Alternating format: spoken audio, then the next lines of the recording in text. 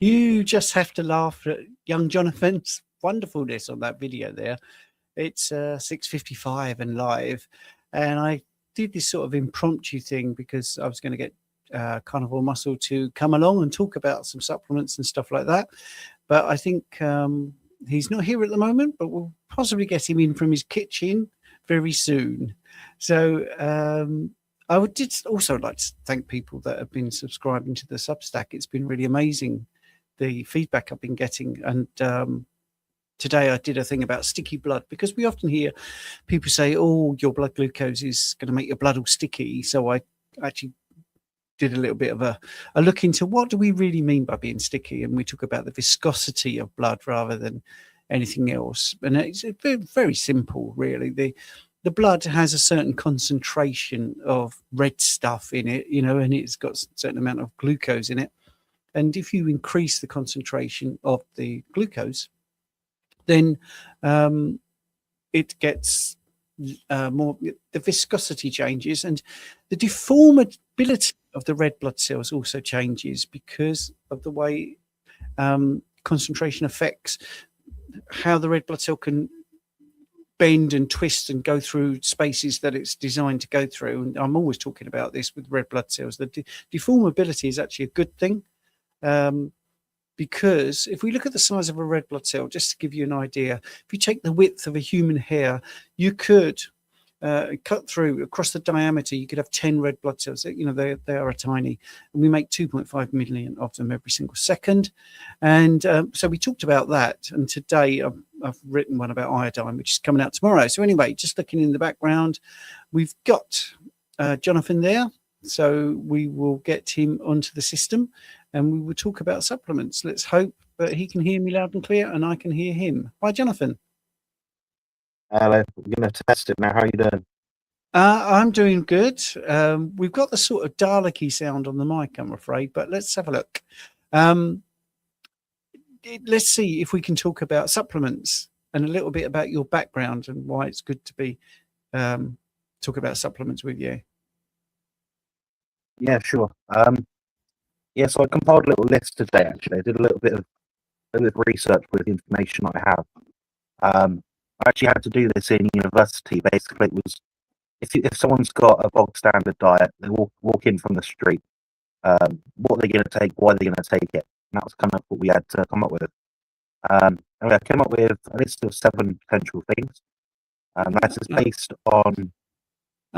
yes, hang on. Sorry, Jonathan. We're getting that thing that we had before, and a few people have already picked up on it. The audio is a little bit... I'm going to try downstairs if you hold on for a sec. Yeah, of course, absolutely. Yes, we're going to see all your interiors now. So, Brown's giant house, believe me. DC Rebuilding is saying your mic's crazy, mate. Yeah, Bill everyone's Richardson. going to tell me how they may have to fix it when I can't. Yeah. It's not a worry, because if we can't do it now, we can always do this another day. Because it's such a good. It's mind-numbing. It's mind-numbing because I've been trying to fix it for about an hour and a half. What's happened to the private chat, Stephen? Private chat? What do you Yeah, mean? I actually put all my notes in there, so if this happened, I wouldn't have a problem. Well, I can't see anything in the private chat. Oh, I haven't even got private chat. Would you mean in WhatsApp, by the way, or no? It's in StreamYard. I put my notes in there. Oh, I can't see it. It's been cleared for some reason. Yeah, I don't have any private. I can't bring my laptop downstairs because it's all hooked in. If I take out one thing, I'm buggered. Okay. Yeah. Shall we rearrange then? Let's try. What do you think?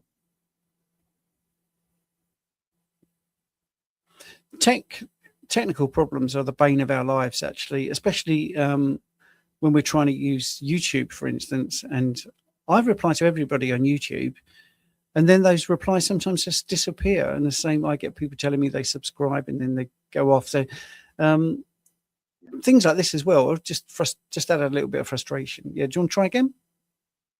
Yeah, so I'll try it now. How does it sound? Is it still Dalek-y or? Yeah, it's a bit Dalek-y still, I'm afraid. I can join through. The best I can do is I can join through voice, because the microphone does work. Okay, let's do that. Let's see how that How works. does that work? So what I'll do is I'll turn this camera off, and I'll add myself as a StreamYard member through my other thing. Okay. Let's do that then. So yes, somebody was asking me about his supplement stack. Yeah, we'll definitely do that. We'll definitely look at the supplement stack that Jonathan does himself, which is interesting because I've been helping people with kidney problems, and Jonathan's been very helpful behind the scenes with a few suggestions for different supplements to try to improve kidney filtration rates, because Jonathan himself has been very successful in improving his kidney filtration rate. So I think that's one of the reasons I was keen to get him on, because there's nothing better than having people make a suggestion that works. So today, for instance, based on client experience, and hopefully people appreciate that, it's real experience. I wrote a thing about iodine, which is where people have slight problems with dosage.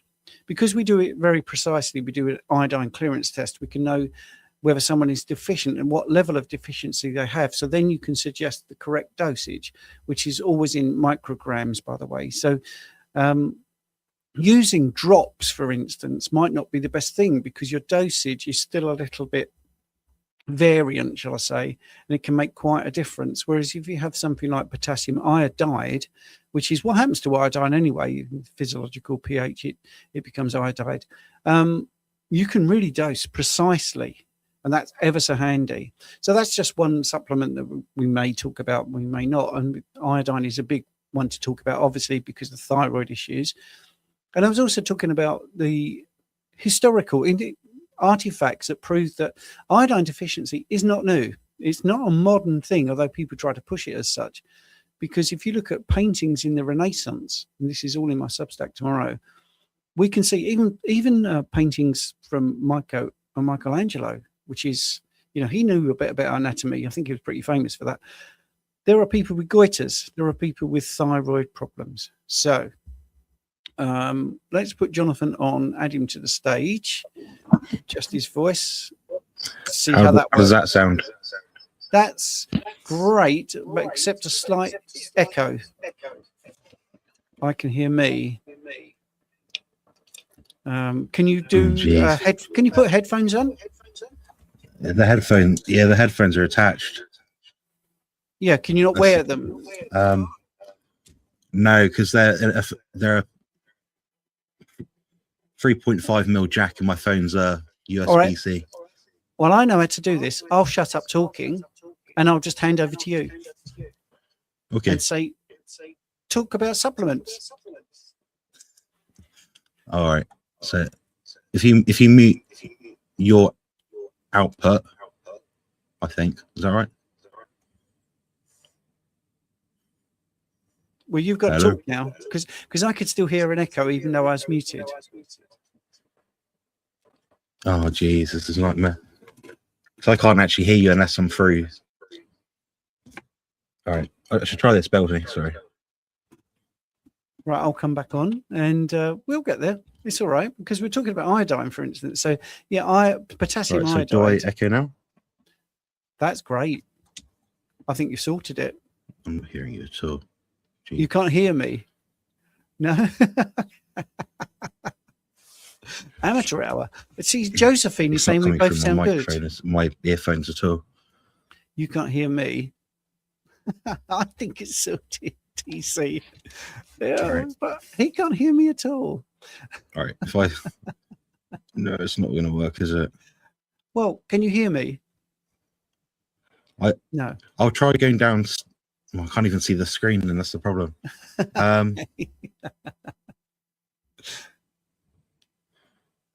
No worries. I don't know. The thing is, I can't actually do anything. I'm completely stuck. Well, you could just talk about supplements. I've got no jack. I've not got the correct jack for my phone. That's the problem. Okay, all right. Well, if I carry on talking, just bear in mind right now I can't hear you at all. Yeah, cool. Yeah, so I've basically compiled a list of 7 different supplements. So I'll go over this first, and I'll go through my sort of kidney protocol, so to speak. So this is based on the average person walking to my clinic off the street. It sort of considers mortality, evolutionary adaptations, limitations of our typical current lifestyles. It's based on the most robust, reliable, repeatable data that we have. And it's also meant to be affordable, accessible. So the idea is the average person with maybe 20, 30 pounds spare in their wallet will be able to afford it each month. So the order is basically in terms of like most to least efficacious. So we're looking at things like omega-3 being the first thing. Now we're talking strictly about supplements. We're not talking about, adding it if you're already sufficient in it within your diet. This is a case of the average person that doesn't perhaps have it in their diet, or maybe they can't access it, they can't afford lots of good quality fish, things like that. The first one's omega-3. So basically it can reduce cardiovascular events. We've seen this in randomized clinical trials by something like 10 to 20% cardiovascular risk or mortality drop, I guess you could say. The next one would be vitamin D. So a lot of people are deficient in vitamin D. It's got lots of benefits towards the immune system, gut microbiome, correcting deficiencies. We have epidemiological, anecdotal, mechanistic data to support this. Animal data as well. It's a strong correlate in terms of long-term health outcomes. The next one would be magnesium.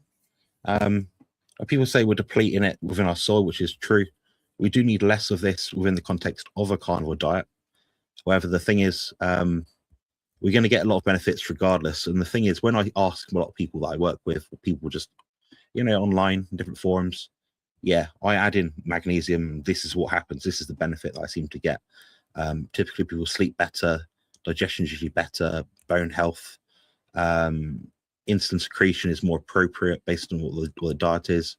Blood pressure support as well. So that's going to have a sort of coinciding effect with improving kidney health and function. What we know about kidneys is the more glucose we have in the body, the more blood pressure we have, the more strain in the kidneys, the quicker we die. Long story short. The next thing as well is taurine, as you can probably imagine, is that it's going to come up if you're any sort of proponent or follower of Harry Sopanos over in Australia. Now it's what we call perhaps like an ancient compound or ancient molecule. So what that means is it's been existing within our DNA to support, within our ancestral heritage to support our health throughout history. We can see this, for example, in fish. It's very common in fish in high amounts. We know we used to live close to the sea. That's probably how we most probably developed our brains and things like that, which obviously relates to the omega-3 side of things that I mentioned earlier. It has benefits in terms of electrolyte balance, so kidney support, helps reduce cardiovascular events through preventing left ventricular hypertrophy, improves mitochondrial balance, inflammation levels.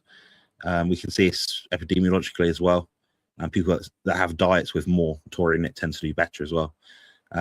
We've seen it have perhaps like a 12%, give or take, life extension benefit in certain animal models. We can translate that to humans in some cases. Of course, the limitation there is we're not rodents.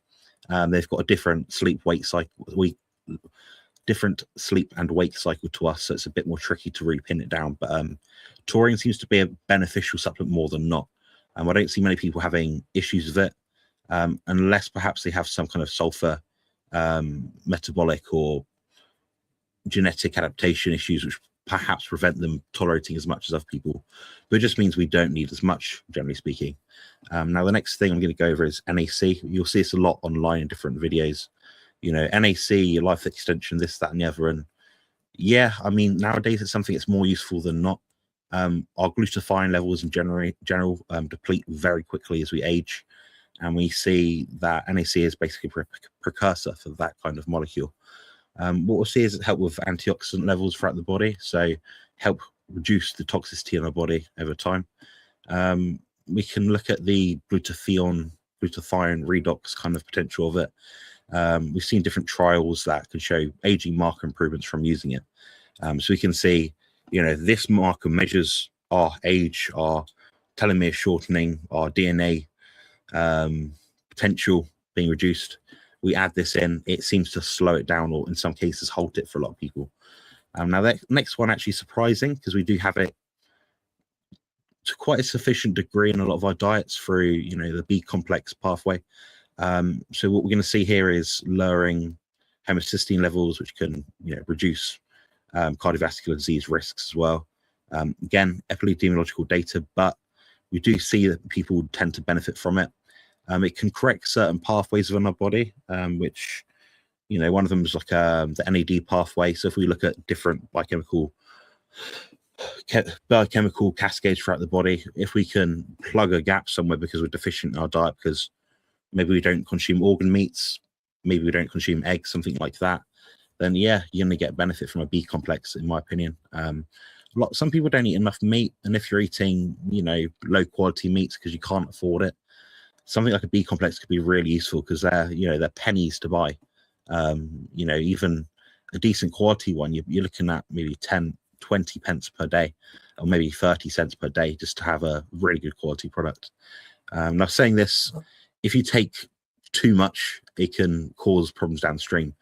So the idea is you're only going to plug these things in when there's deficiency, but what you want to do is use these things to your advantage if you suspect deficiency. Now, if you add them in willy-nilly just because you said, you heard Jonathan say on the podcast once, he said it was good. I'm not saying any of these things are essential or they're needed at all, but I'm saying, yeah, if the average person comes to me on the street, this is what I'm probably going to recommend. And there are people out there, vegans especially, low in a lot of B vitamins, particularly B12, which is found in animal foods.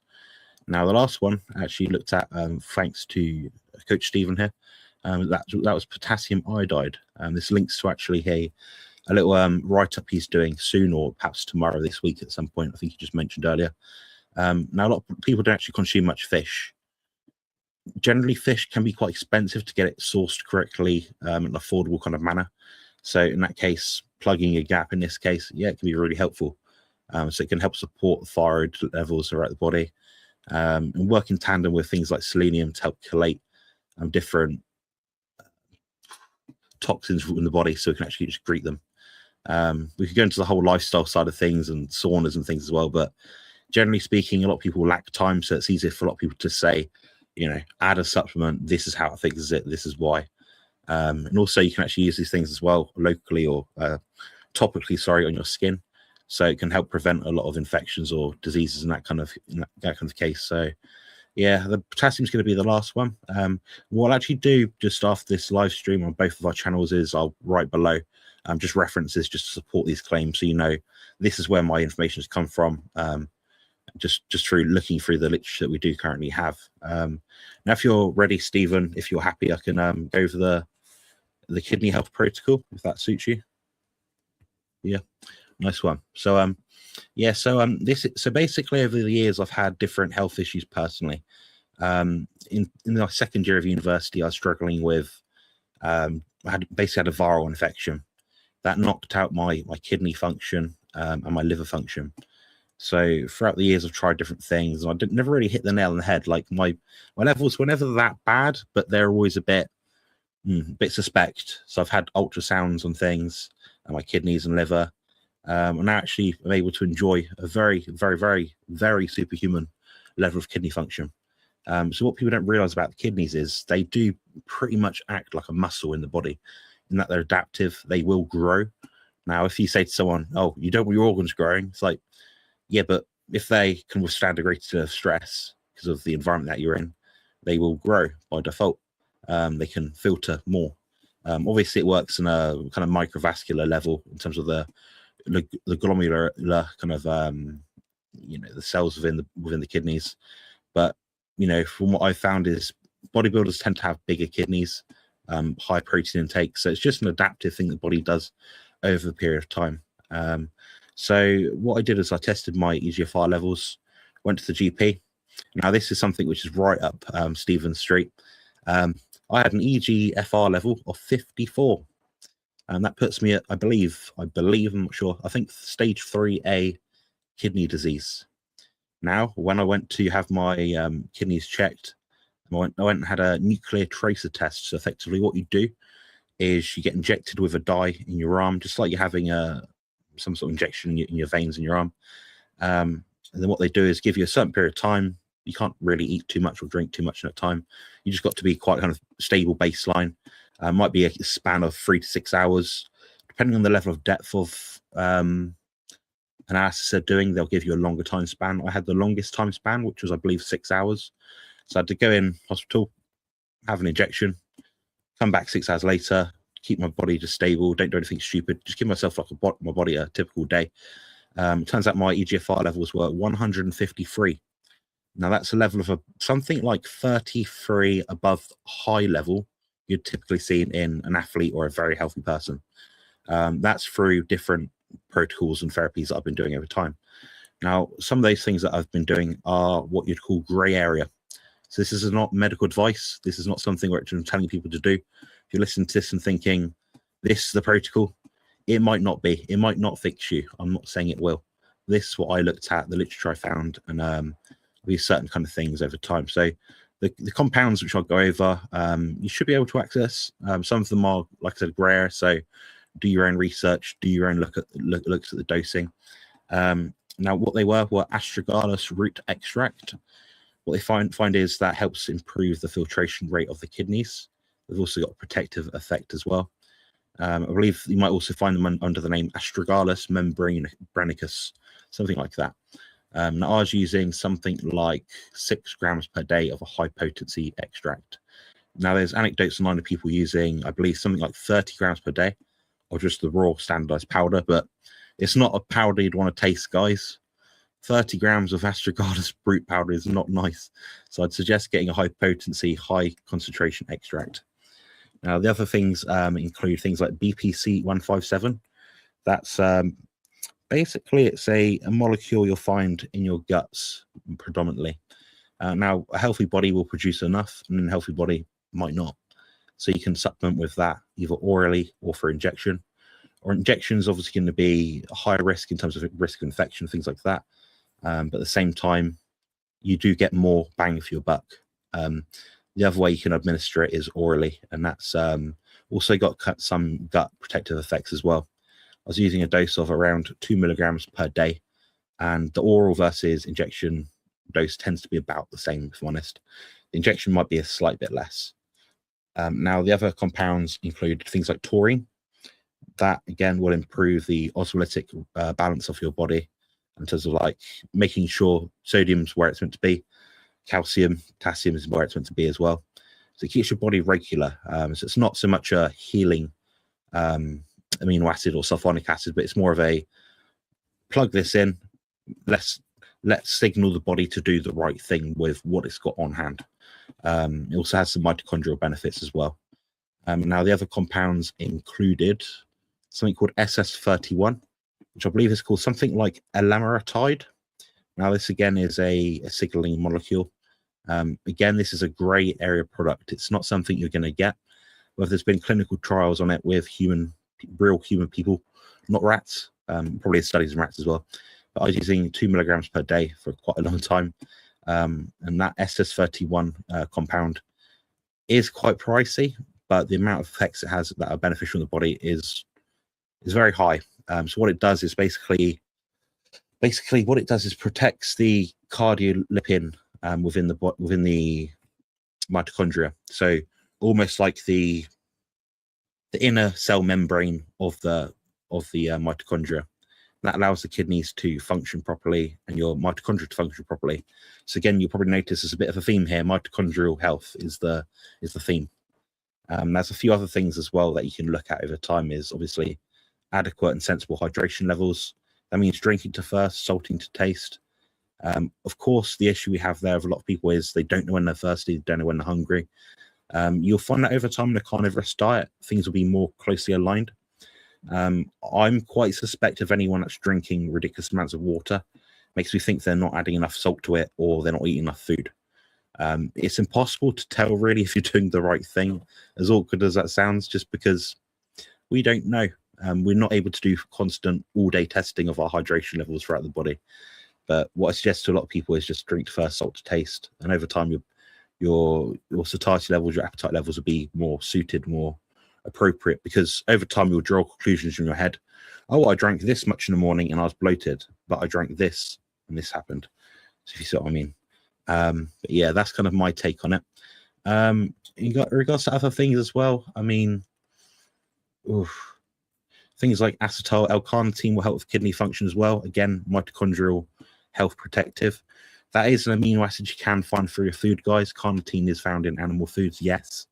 The thing is, when you use some of these amino acids on isolation, they have a more profound effect in the body. So rather than being used less selectively, they'll be used more selectively in terms of what they'll do at a given time. So one example of this one links to, I guess, thyroid health, is people might actually benefit from adding in something like tyrosine to improve their thyroid function. So it's a substrate to help create the thyroid triiodothyronine hormone levels in the body. My understanding of this kind of specific topic is quite limited, but that's what I'd look at as well. So you've got a few supplements there, a few peptides or signaling molecules as well. And that's basically how I got my EGFR from a level of, well, from one test from 54 up to a level of, I believe, 153. And there's a lot of things you can look at as well. And these just ideas outside of a carnivorous diet to improve things. Now, if I think about it carefully, yeah, we do see that kidney function levels are something which don't fix overnight. But what I've used successfully is these different compounds, steadily along the way to sort of teeter my body towards getting a better outcome in terms of my kidney function. So yeah, now I've got superhuman kidneys. They function very well.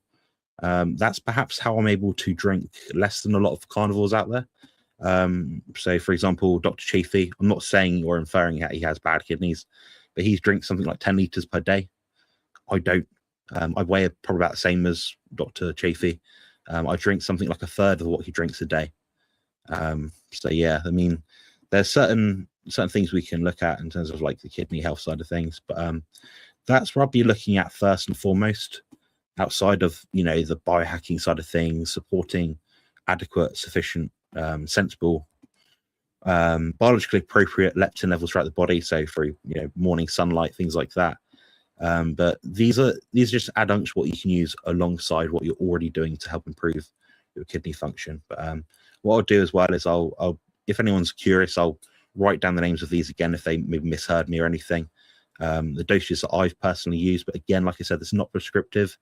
This is not medical advice. This is just what I've done successfully to bolster up my health. And I'm someone out there that has had complicated health issues, so I'm not someone that's sort of going willy-nilly at things, just plugging in here and there, whatever. I use things as I see fit in regards to what I know a typical bodybuilder will suffer with. So if we look around the world, a bodybuilder will typically die early. Sorry about the morbid topic, guys, but they'll typically die early of things like heart disease, kidney issues, and diabetes. That's usually linked towards the performance enhancing drugs that they perhaps use. So that's been my experience. But I'll put myself on mute now just so I don't double up on talk. But yeah, hopefully that was useful to you guys.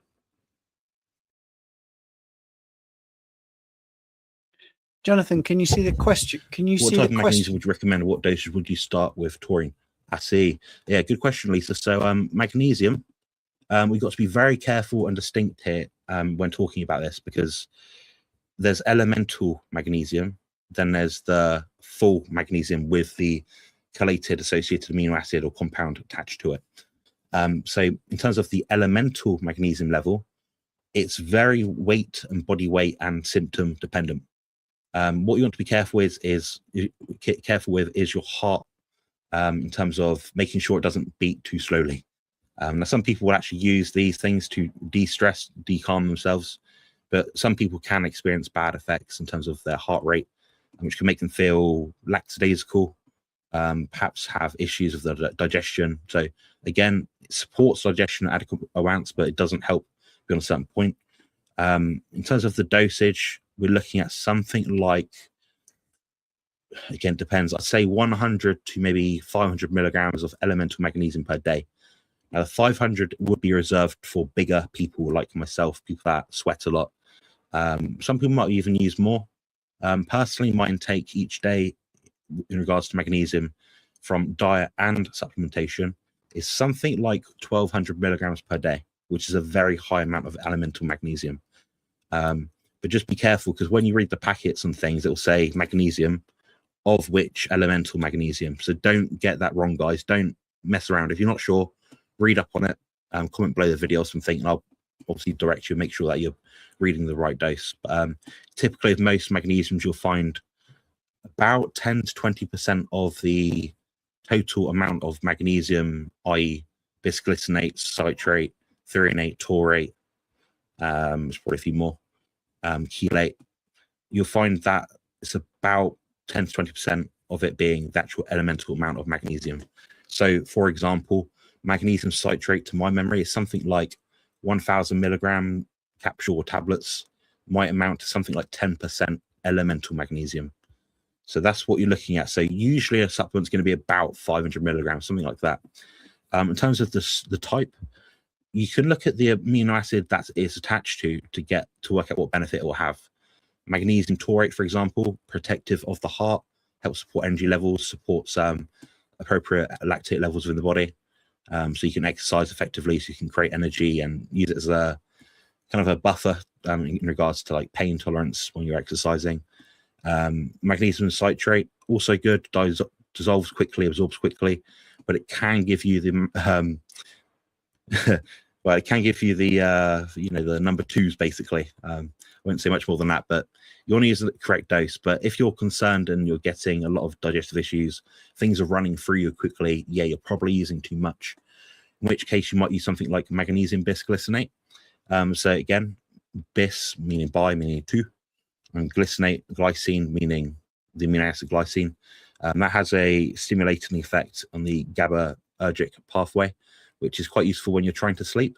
So I might suggest something like that if you're someone that's trouble sleeping. Now, the other one is magnesium threonate. That's got an interesting benefit, actually, because that's attached to an amino acid, which can actually pass the blood-brain barrier. It is the most expensive one, but it does provide some cognitive benefits. So, for example, if you have ADHD, perhaps brain fog, autism like myself, that's going to be a more beneficial compound for you. Personally, I use magnesium threonate throughout the day. At night time, I use magnesium bisglycinate at night. That's what I find the most beneficial. Some people will use magnesium citrate in the day because it absorbs very quickly, but that's more of a case of someone that might have chronic migraines. The first port of call for someone with chronic migraines, headaches, is magnesium. Of course, outside of being hydrated and normal stuff like that. So that's where you might use that one. But generally speaking, the more efficacious the product, the more expensive it seems to be. I'd personally avoid the blends. Now, I know there is a product out there by, I believe it's Biooptimizers. It has like 7 types in it. You don't need 7 types, guys. You just need the type that's going to benefit you the most. So it might be that you have constipation in the morning. Okay, magnesium citrate is going to be your best bet. If you notice a pattern every single day, you wake up with that. That's how you might use it as an intervention or adjunct. Again, it doesn't necessarily always solve the root cause of the problem. But in a world where we're sort of deplete of magnesium in terms of our soils, it can be useful. I have found, honestly, that we do need less magnesium in our diet within the context of the carnivorous or low-carb way of eating. Just because we absorb more of it, there's less toxins, less negative chelation. One example we might actually use is, I'll use a pretty common one. So turmeric, for example, that has a compound called curcumin in it. That is an anti-inflammatory. The problem with it is that if you're not using a standardized extract with a high potency amount of curcumin in it, then you're going to be absorbing a product with a lot of oxalate in it. Oxalate is a negative chelator of many minerals, mainly iron. I know a lot of women out there with perhaps arthritis, hip operations, sore knees. I'm going to take turmeric. It's good for inflammation. They said it in Holland & Barrett, innit? Well, I used to work at Holland & Barrett, and I barely ever recommended it, guys. It's not my favorite product because of the negative chelation on iron. If you're a lady trying to give birth to a child, trying to conceive, or if you're a man or anyone pretty much that might be prone to iron deficiency anemia, that's where it's going to be contraindicated. Now, a lot of people are deficient in iron. Maybe not so much in the context of our carnivorous way of eating, where we're eating beef and lamb and stuff every day. But yeah, that's one I'd certainly avoid if you're concerned about that one. The next one is the taurine dose. Now, taurine you will find in high amounts in things like fish. The reason why is actually because in fish you'll find, fish are always swimming about. They're not sort of like idle. They're not like us humans. So they actually need more taurine, which will have the same benefit in their body as it was in a human body, in that it's an antioxidant. They need more of it because they're flushing in and out water through their gills, and that's how they breathe. So they need more taurine to tolerate and deal with that. Also, because they have such a high activity level, they need more antioxidants. The heart of these animals is going to be under more stress, so they're going to need more taurine. You'll find taurine for that reason in high concentrations in pretty much any organ, meat, and heart, and things like that. It's a potent antioxidant, basically. That's the main kind of impact you can have there. In terms of dose, it does depend. Seriously, it really does depend. But I've personally recommended doses of something around about 500 milligrams at the very lowest end, up to about 10 grams. I use about 10 grams per day. I do notice a very strong benefit in terms of performance enhancement in the gym, and that has a profound effect on buffering lactic acid, increasing exercise duration and endurance, strength levels, things like that, and also helps with inflammation as well. And if you're someone that is perhaps doing long distance runs, maybe you don't want an enlarged heart over time. My heart is a normal size heart for a 6'1", 30-year-old male, and that's unheard of in the context of a bodybuilder. You don't hear of that. Nearly every bodybuilder has a large heart, and that's because I've been using taurine for the past 7 or 8 years at a high dose. So I've helped prevent that left ventricular hypertrophy, basically. So what you've seen here is I've covered the main elements of what would harm a bodybuilder, an athlete. It's going to be your kidneys, your heart, perhaps your brain as well. So a lot of these things are useful adjuncts, and like I said at the start, these are all quite affordable things. None of these things I'm sort of saying to you as if to say, buy this expensive $200 supplement per month. These are all things you could actively afford for something, silly, maybe $30 a month. You could afford all these things, So yeah, I've got a question from Polish Mike now as well. So here's the question. As a frequent blood donor, I'm considering doing other donation types as well, like platelet and plasma. Do you have any tips on how to get the veins popping so it's easy to insert bigger needles? Yeah. Bigger veins. So you're looking at things like, obviously, keeping warm. Don't go in there in the cold without a woolly hat on. Wear gloves if you have to, sensible things like that. Some people add in, like a bolus of sugar. I'm not convinced that makes much difference. It seems to be more impactful to have the sodium in your body at an adequate amount. So what you might notice, guys, if you're ever running a bit low on sodium, you've done a fast, a bit of water as well. There we go. I'm gonna have a little drink now as well, actually. Hold on. Yeah, so you need to keep your water intake up as well, because that's going to make a significant amount of your blood volume. If you're dehydrated in the morning, not a good idea. So some people will actually have a method to it. If it's something you're frequently doing, and for example, like me, I have a regular blood test every, I don't know, 6 to 10 weeks, depending on what my body's doing at the time. I'll make sure that I've always had about 500 milliliters to a liter. And also no coffee. That's a vasoconstrictor. So Stephen here's giving me some notes because I tend to ramble a bit and go into too much detail about the most bizarre things. But yeah, the problem with the coffee as well is, it's one, it's not going to contribute meaningfully to your blood volume. So yeah, you're looking at adequate sodium, adequate water, keeping warm. Some people as well, they might actually, do some sort of like a wrist action or something like that, before they sort of go in. So I'm keeping active, warm, using your grip, things like that.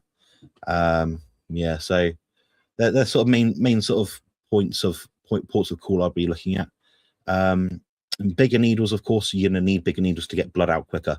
No one wants to be sat there with blood dripping out their arm for 4 hours or whatever it is, or you want to get it out quick. Now, is there a way to know if you have a taurine deficiency? I'm not taking lab work, of course, but symptoms. Can you disrupt any amino acid balances when taking taurine? To my knowledge, no. And I'm going to say that based on speculation. Just in that I've known people that have taken obscene amounts of taurine, perhaps for preventative big C cases. It seems to be a helpful molecule in that regard. And they don't seem to be having a profound effect. There is one issue that some people with poor sulfur excretion pathways, it can really make them a bit gassy. a bit, burps, things like that. So stomach discomfort, things like that. That's going to be a main kind of look at in regards to taurine deficiency. So what else is there? The other thing is just noticing any benefits as well. It doesn't, if you're deficient in something, you need to work out, okay, you do 5 grams a day split up for a week, or 3 grams or 1 gram 3 times per day for a week. How do you feel? Measure things throughout your body in terms of like maybe your hydration levels. Do you have a dry mouth? What's your heart rate doing? So these things can have quite a strong effect, and especially if you use in isolation. One thing I would say, actually, just as a point of importance, when you're using any amino acid at all, a lot of people actually add them to water and drink it throughout the day. My suggestion is to not do that. Obviously, you've got to find a way to get it in, but try and just use it as you're drinking it. The thing is, they can convert into other things downstream. For example, creatine. So that's going to be something that's really going to wind you up when you're spending, like, I don't know, 50p a day on creatine over a few months, sort of thing. You're not actually absorbing all of it, and it's just being turned into a downstream amino acid in water. So there's that as well. Some things can oxidize quite easily.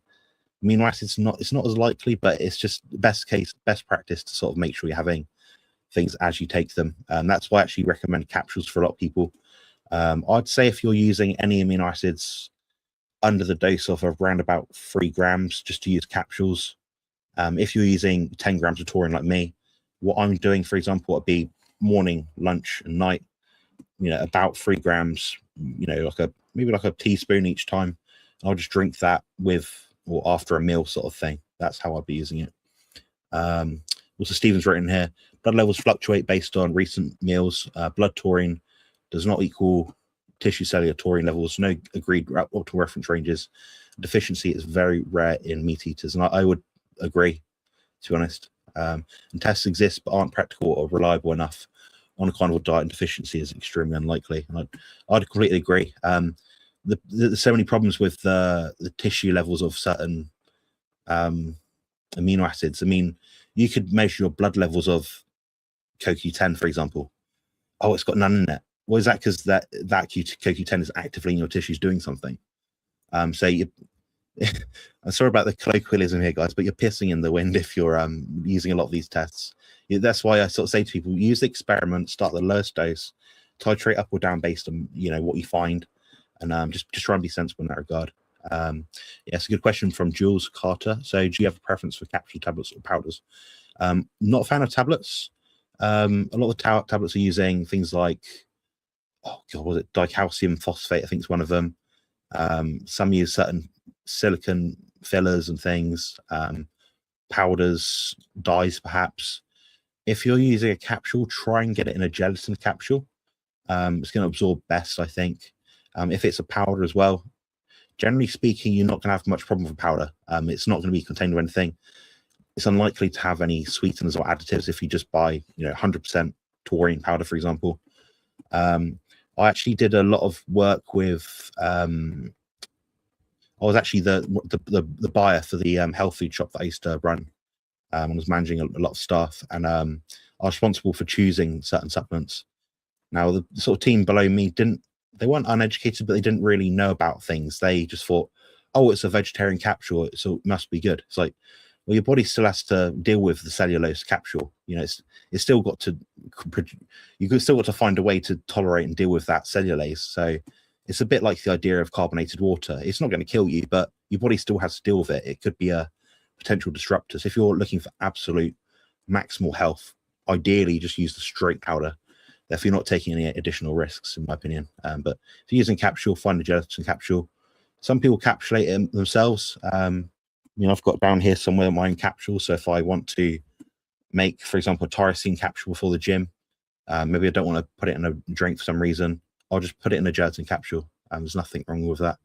Like I said before, less than 3 grams capsules, more than 3 grams, perhaps use powders, perhaps. There's no more questions. No more questions, apparently. So I'll put you on mute now. Is that right? Yeah, that's Jonathan. That's brilliant. It's a shame you can't hear me because I just want to say that was really great, and lots of people commenting how great that was.